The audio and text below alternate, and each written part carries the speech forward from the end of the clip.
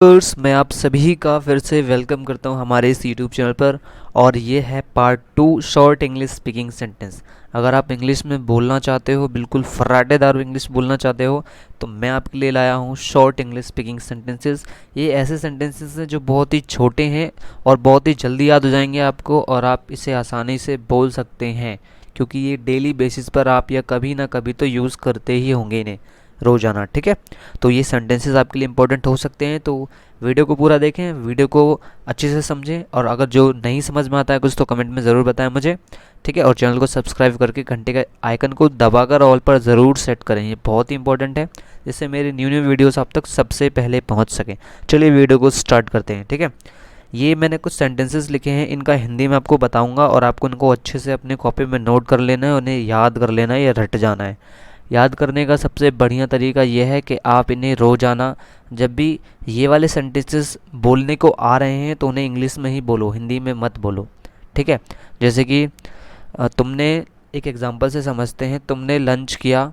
ठीक है, अब लंच कुछ ज़्यादा कर लिया तुमने, तो तुमने किसी को बोला कि यार आज मैंने ज़रूरत से ज़्यादा लंच कर लिया या ज़रूरत से ज़्यादा खाना खा लिया। ठीक है, तो देखो ज़रूरत से ज़्यादा को इंग्लिश में क्या बोलते हैं? मोर देन एनफ। क्या बोलते हैं? मोर देन एनफ। तो देखो यहाँ पे आपका यूज़ आ गया इस शॉर्ट सेंटेंस का। ठीक है, तो इस तरीके से अगर आप यूज़ करोगे सेंटेंसेस को डेली या जब भी आप उनको बोलोगे, ठीक है, तो आपको इंग्लिश में ही बोलना है, हिंदी में बोलना नहीं है। इन सेंटेंसेस को नहीं बोलना जो आप इन्हें याद कर रहे हो। ठीक है, इनको बिल्कुल भी हिंदी में नहीं बोलना। इससे क्या होगा, ये सेंटेंस आपको अच्छे से याद हो जाएंगे और आप इन्हें कभी नहीं बोलेंगे। ठीक है, चलिए अब हम समझते हैं। तो फर्स्ट सेंटेंस मैंने आपको बता दिया, मोर देन एनफ का मतलब ज़रूरत से ज़्यादा।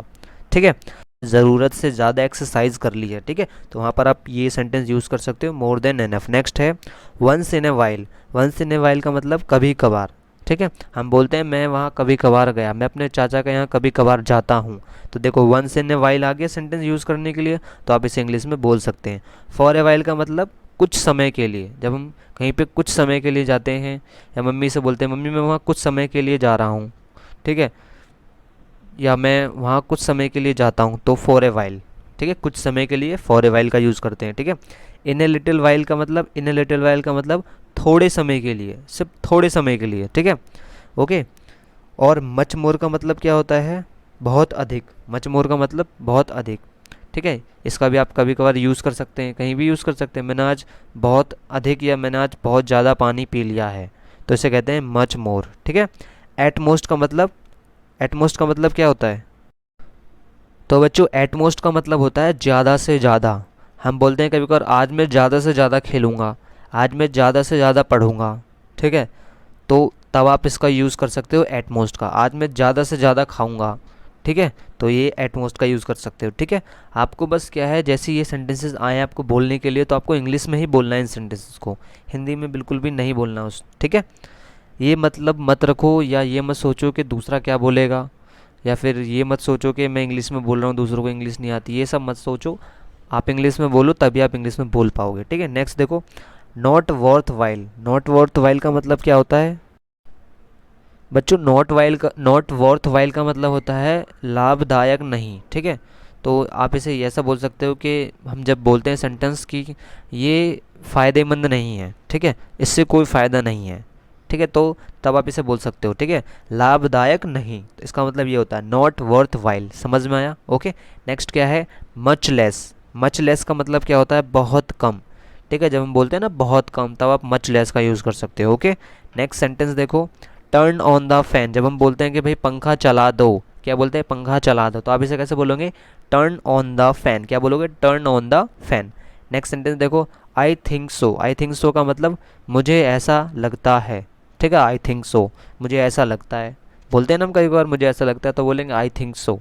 ठीक है, मैं आशा करता हूँ आपको यहाँ तक बहुत ही अच्छे से समझ में आया होगा। ठीक है, नेक्स्ट देखते हैं, it is possible. It is possible का मतलब क्या होता है? यह संभव है। मतलब कोई काम जब हो सकता है तब हम बोलते हैं ना यह संभव है, कि भाई ये हो जाएगा, तो बोलेंगे इट इज़ पॉसिबल। ठीक है, नेक्स्ट देखो, are you crazy. Are you crazy का मतलब होता है क्या तुम पागल हो?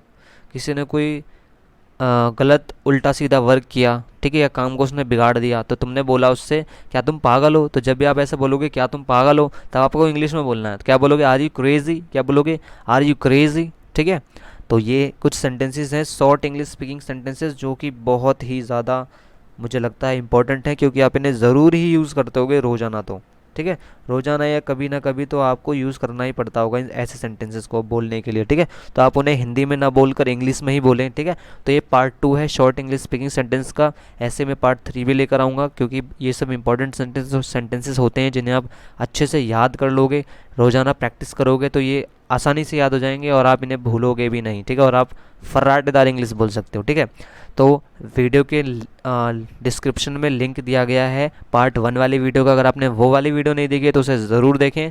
ठीक है, क्योंकि वो भी आपको बहुत ही बेनिफिट पहुंचाएगी।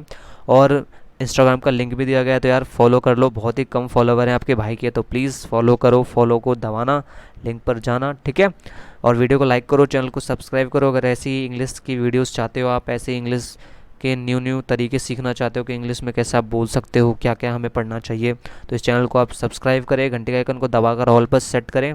ठीक है, तो बच्चों नेक्स्ट वीडियो जल्दी आएगी, तब तक के लिए अपना प्यार बनाए रखें। तब तक के लिए bye bye and take care.